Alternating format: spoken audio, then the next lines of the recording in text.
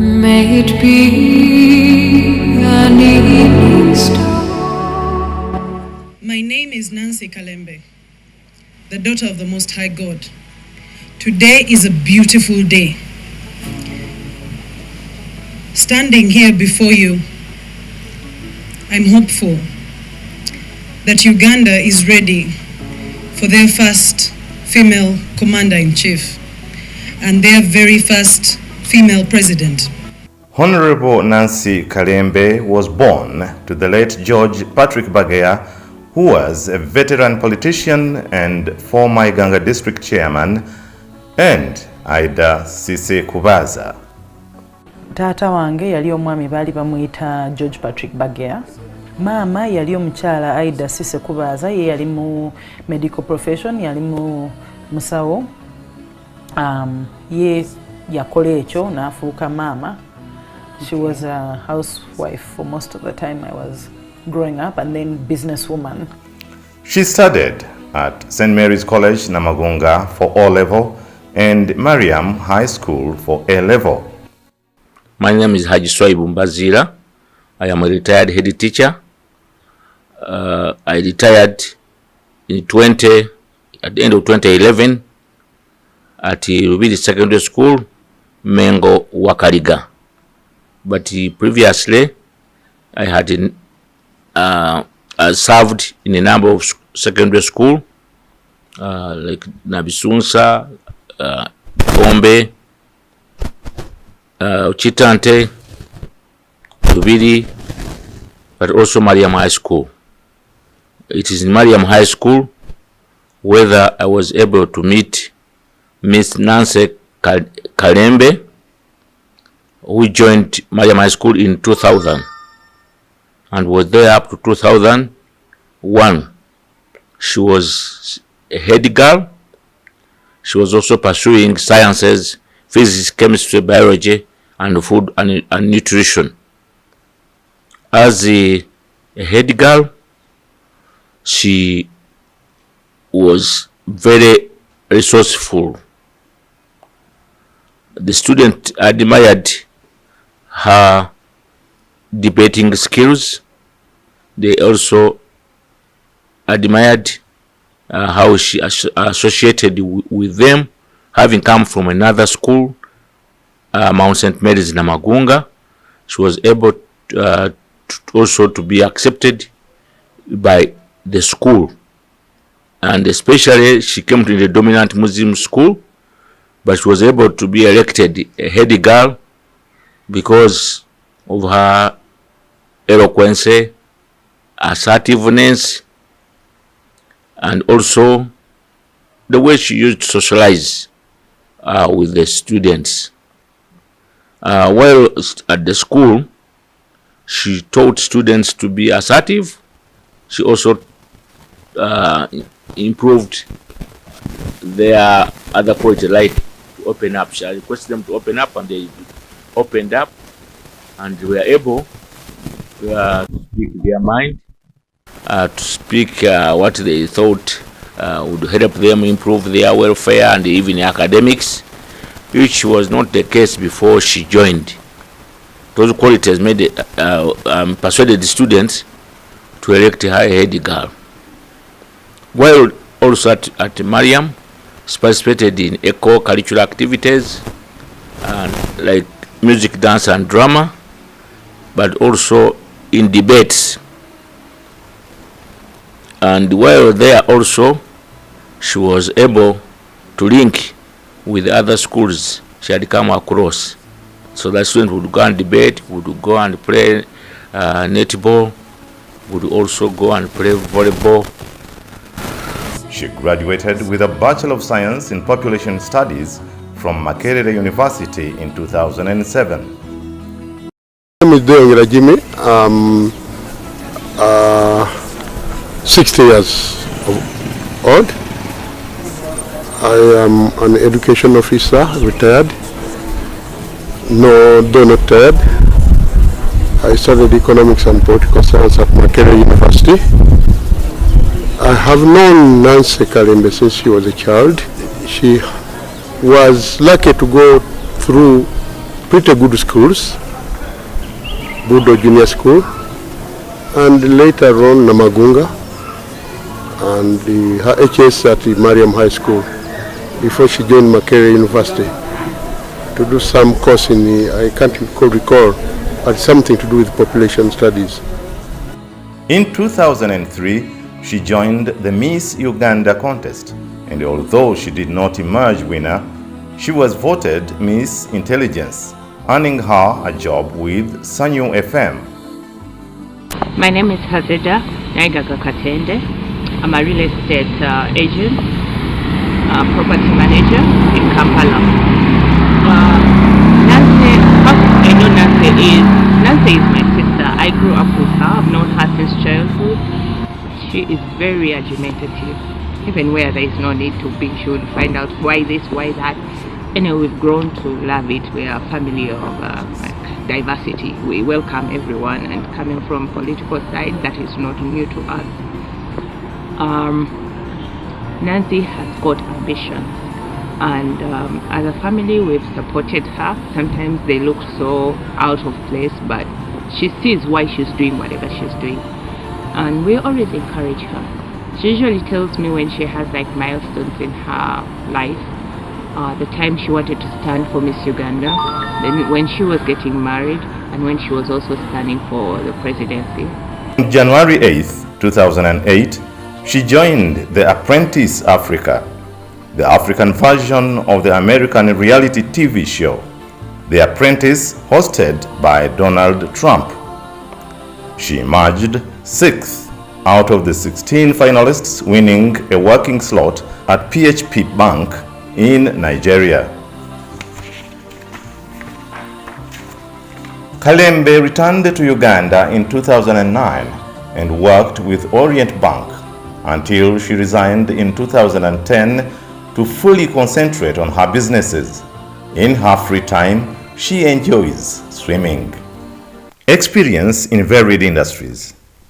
Had the opportunity to work in a wide range of industries, starting with the service industry, construction, manufacturing, fashion, beauty, agriculture, media, advertising, banking, oil and gas. I have had opportunities of working in other countries. I love my country.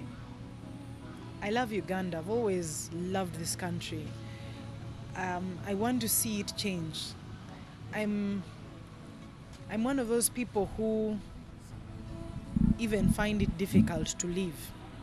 Working for micro, small, medium, as well as multinational enterprises has enabled her to not only learn how to adjust quickly to new environments, but also acquire a variety of professional, life and social skills that I believe will come in handy in this workspace. Team development and management.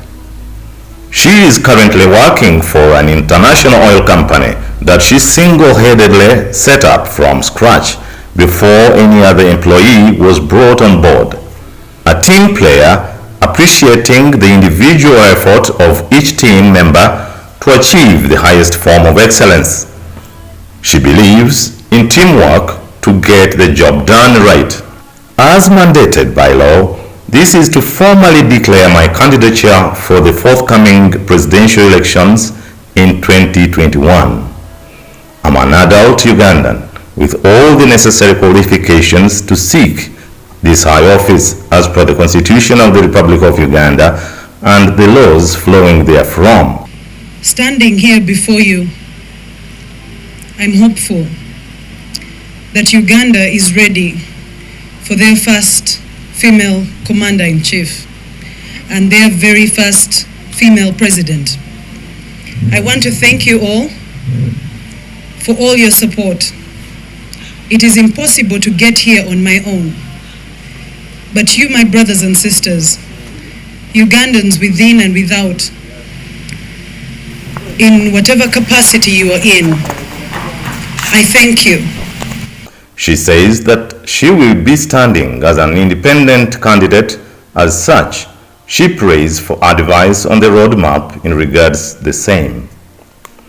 In light of the above declaration, I kindly request that I be guided on the way forward as regards nationwide consultation exercise that is required and the acquisition of the requisite signatures for the electorates as a secondment. Not much about politics, but we all know one person who is good at it. Go to him, ask him for his opinion, and he will tell you.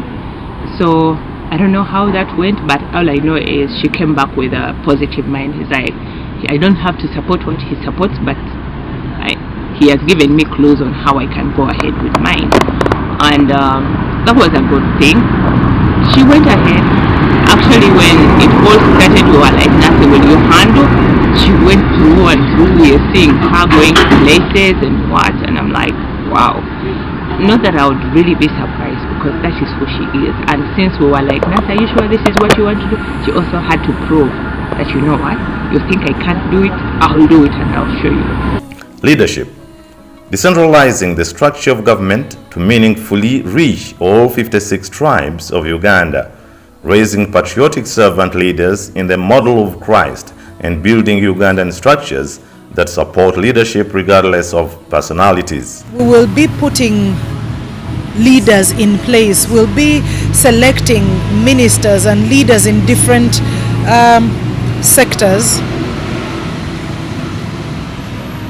of a certain character, because now we need character over anything else. Are you a Ugandan? What is your character? Are you a Ugandan? What is your training? Are you a Ugandan? What is your qualification? What are your talents? What can you bring to the table? What can you offer as a leader? And how are you going to lead? We're going to emphasize a lot on servant leadership when it comes to my government. People will know that Kalembe Nancy's government was not a government for a section of people. It was a government only led by her, but it was for all Ugandans, all inclusive, leaving no one behind, as is our slogan in Mission 56. Honorable Nancy Kalembe's Mission 56. On 9th October 1962, Uganda attained her independence from colonial rule and plunged into decades of political, social, and economic upheaval. Uganda now is a mixture of an old generation that saw the upheaval and are just happy to be alive, and the semblance of stable government, a middle-aged generation that has thrived on the instability and created systems in which a few benefit at the expense of the many, and a young generation that is surviving by the skin of its teeth outside of government intervention. I've grown up in this country, and Ugandans were not always like this. It's taken a certain kind of leadership to reduce Ugandans to beggars. During this regime, we have been reduced to beggars. The Mfunirawa mentality, the give us money and we give you votes, has been orchestrated by the leaders in position right now. And it started somewhere. We were a certain way before, we are another way now. How did we get here? Can it be reversed? I believe it can be reversed. Because as we are tackling the economic issues and challenges that Uganda is facing now, we will get around it. People are starting to realize that they have been used. Because if someone last appeared 5 years ago and gave them 1,000 shillings, salt, a bar of soap, 10,000 shillings, did that last them 5 years? Ugandans are starting to realize that there's a trend, that these people are taking advantage of us. So I believe that Ugandans are now awake. I believe Ugandans are now alert. And more than any other time in history, Ugandans know exactly what they want. And they have woken up, and they know that it's no longer about the person who's coming for the vote. They need a leader right now who is going to work hand in hand with them so that we can make the change that we want happen. It's no longer about fake hero stories of this is what I am going to do and this is what I'm going to do. No. We need to be realistic. Changing our nation is going to take all of us to change our nation. And I think Ugandans are ready for change. And with time, Ugandans are realizing that there is this lady, Nancy Kalembe, who is offering change, real change, realistic change. And as I've kept on telling Ugandans, I'm the embodiment of the change that Uganda needs right now, because I'm not coming with supernatural stories and telling people stories to threaten them. I'm coming in peace. She's more of a visionary than she is ambitious. Yes, she has a degree of ambition, but it's more in line with vision and purpose. Nancy is an honest woman. She is trustworthy, and she's someone that will follow through whatever she says she will do, regardless of how long it will delay. Nancy is a very, very, very loyal friend. Loyalty is one of her greatest traits. I think she has the ability to thrive and excel in any place that she's thrown into. So I trust that wherever she goes, she will be excellent in whatever God sets her out to do. Be it ministry, industry, family, whatever sphere of influence she's put in, she will come out on top. Nancy is also very resilient and relentless. Just like everyone else, she has gone through hard times. However, she is resilient and she has the ability to recover from hardships very fast, and not just recover, but come back as a stronger and better person. She is inspiring to many youth. She's an encouragement, and she likes to promote the youth and women empowerment. We pledge to return back to the basics of reweaving the Ugandan moral and social fabric to establish a foundation on which all Ugandans can stand to build a vibrant economy and a bright future, with focused and timely interventions in the pillars of faith, family, education, economy, media, arts and sport, and leadership. We will initiate transformation that will spread throughout the 56 tribes of our nation. I'm not inspired to join politics. I am inspired to serve my nation. I just happen to be entering a space of leadership that has been infested by politicking. I'm coming out here to serve because I love my country.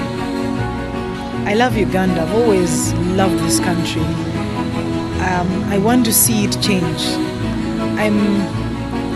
I'm one of those people who even find it difficult to live. I have had opportunities of working in other countries, but working and living elsewhere has been hard for me because I have to keep on coming back at least every 3 months because I get homesick. I love being here. I love my country. I like the people, the weather. This is my home. Unfortunately, a lot of things have gone wrong in this country. Ugandans are supposed to be some of the friendliest people on earth. But because of challenges that are in this country, people are poor, we have bad service provision as a country. A lot of Ugandans feel like they don't belong here, like they're on borrowed time in this country. And these things need to change. It is wrong for people to be in a country and foreigners are enjoying it, and they are not enjoying their country. They are living in poverty. They are living with, it's like they are invisible muzzles on our on our mouths so that we shouldn't talk. We shouldn't act a certain way because it will offend those that seemingly own this country. And these things need to change. When we look at the infrastructure in this country, the way people live, how hard they work and how little they earn, it's like being in your family, in your home, and your brothers and sisters are not fine. You wouldn't be comfortable. So it is that discomfort and heart to serve that has inspired me to come out and join the journey that will eventually lead me to an office where I believe I'll make a lot of changes to this country.